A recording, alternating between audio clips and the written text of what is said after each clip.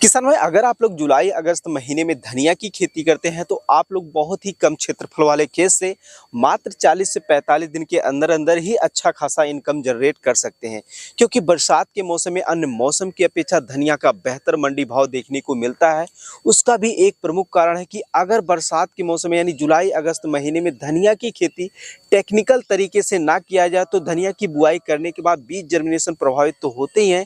अगर कुछ परसेंट बीज जर्मिनेशन हो भी जाते हैं तो अधिक बारिश होने की वजह से शुरुआती दिनों में ही कीट और फंगस जनित बीमारी लगने के कारण धनिया की पूरी जो फसल है वो खराब हो जाती है। नमस्कार किसान साथियों, आज की इस वीडियो में हम बात करने वाले हैं जुलाई अगस्त महीने में धनिया की खेती करने के सही रणनीति के बारे में। जैसे बरसात के मौसम में यानी जुलाई अगस्त महीने में धनिया की बुआई कौन से खेत में करें, किस विधि से करें और खासकर कौन सी वैरायटी को लगाएं और किस तरीके से देख रेख और मैनेजमेंट करें जिससे जुलाई अगस्त महीने में धनिया की फसल में किसी भी तरह की कोई रोग बीमारी की समस्या ना आए।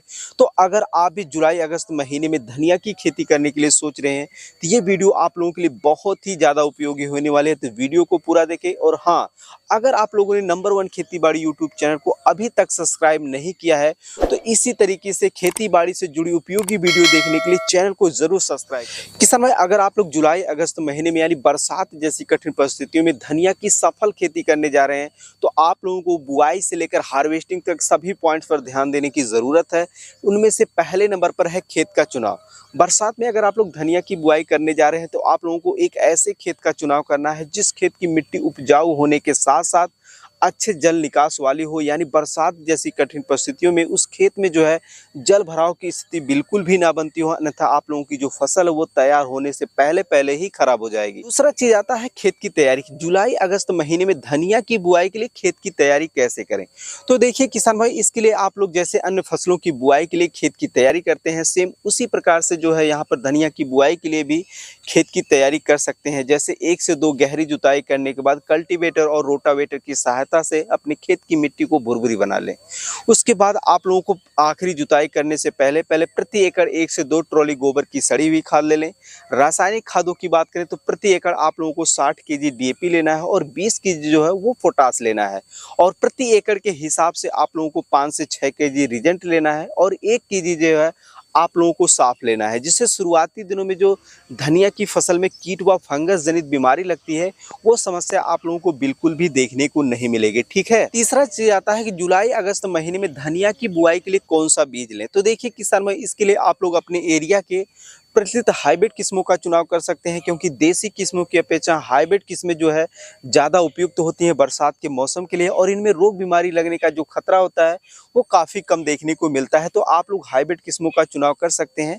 अगर मैं आप लोगों को कुछ वैरायटियों के नाम बताऊं तो उनमें से पहले नंबर पर है नामधारी कंपनी का सुरभि वैरायटी, जो कि बहुत ही अच्छी वैरायटी। इसके अलावा अगर बात करें तो श्री राम कंपनी का महक वैरायटी जो है वह बरसात के मौसम के लिए काफ़ी उपयुक्त वैरायटी होती है धनिया की खेती के लिए। प्रति एकड़ बीज दर की बात करूं तो 1 एकड़ खेत की बुआई के लिए धनिया का जो बीज लगता है वह जुलाई अगस्त महीने में जो है वह 13 से 14 केजी लगता है। बुआई विधि की बात करें किसान भाई, तो जब भी आप लोग मार्केट से धनिया का बीज लाते हैं तो सर्वप्रथम आप लोगों को बीज को जो है किसी लकड़ी की पटरी पर रख के किसी लकड़ी पटरी की सहायता से हल्के हाथों रगड़ देना है, जिससे धनिया का बीज जो है वो 2 भागों में बढ़ जाए। उसके बाद आप लोगों को जो है 12 से 14 घंटे तक जो है धनिया के बीज को पानी में भिगो देना है। उसके बाद आप लोगों को जो धनिया का बीज है किसी सूती कपड़े की सहायता से छान लेना है और उसे कंडे की राख में जो है मिक्स करके 12 घंटे तक रख देना है। और उसके बाद जब आप लोगों को देखना है कि हल्के हाथों मतलब छांव में ही उसको सुखा देना है। अब आपका ये जो धनिया का बीज है वो बिल्कुल बुआई करने योग्य तैयार हो गया था। इसके लिए आप लोगों को अपने खेतों में सर्वप्रथम जो है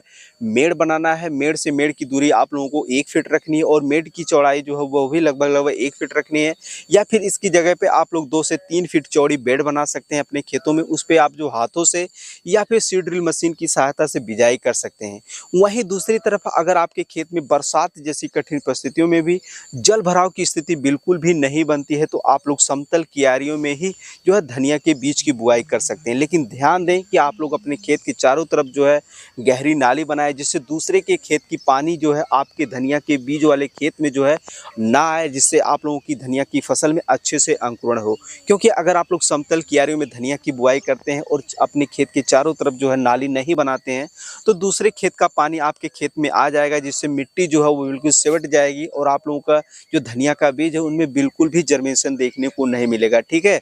उसके बाद आता है खरपतवार नियंत्रण। अगर आप लोग धनिया की फसल में शुरुआती दिनों में खरपतवार नियंत्रण नहीं करते हैं तो आप भूल जाइए कि आप धनिया की फसल से अच्छा उत्पादन ले पाएंगे। तो इसके लिए आप लोगों को धनिया की बुआई करने के जस्ट बाद यानी 48 घंटे के अंदर अंदर 1 लीटर पेंडामेथिलिन को 150 लीटर से लेकर 200 लीटर पानी में घोल बनाकर अपने खेतों में अच्छी तरीके से स्प्रे कर देना है, जिससे आप लोग शुरुआती दिनों में उगने वाले धनिया की फसल में तरह तरह के खरपतवार को काफ़ी आसानी से और कम पैसे में नियंत्रित कर सकते हैं। अब बात करते हैं कि जुलाई अगस्त महीने में धनिया की फसल को कीट व रोग से कैसे बचाएं।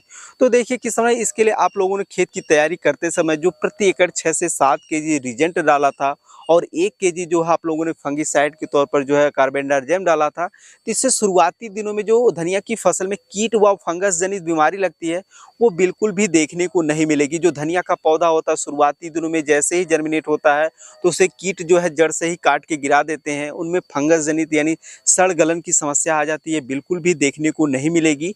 लेकिन जब भी आप लोगों की धनिया की फसल 15 से 20 दिन की हो यानी जर्मिनेट हो जाए तो आप लोगों को उसमें जो है वो इमिडाक्लोरोपिड और ऑक्सोक्लोराइड का स्प्रे करना है, जिससे आप लोगों की धनिया की फसल में ना तो कोई कीट लगेगा और ना ही कोई फंगस जनित बीमारी लगेगी और आप लोग जुलाई अगस्त जैसे कठिन परिस्थितियों में भी अपनी धनिया की फसल से अच्छा खासा उत्पादन लेकर अच्छा खासा इनकम जनरेट कर सकते हैं। किसान भाई, ये थे जुलाई अगस्त महीने में धनिया की खेती करने की सही रणनीति के बारे में संक्षिप्त में जानकारी। उम्मीद कर रहे हैं वीडियो में दी गई जानकारी आप लोगों को अच्छी लगी होगी। अगर आप लोगों को इस वीडियो से संबंधित कोई शिकायत हो या चीज़ कोई समझ में ना आई हो तो आप हमें कमेंट सेक्शन में लिख सकते हैं। हम हर संभव प्रयास करेंगे कि आप लोगों के कमेंट का जल्द से जल्द जवाब दें।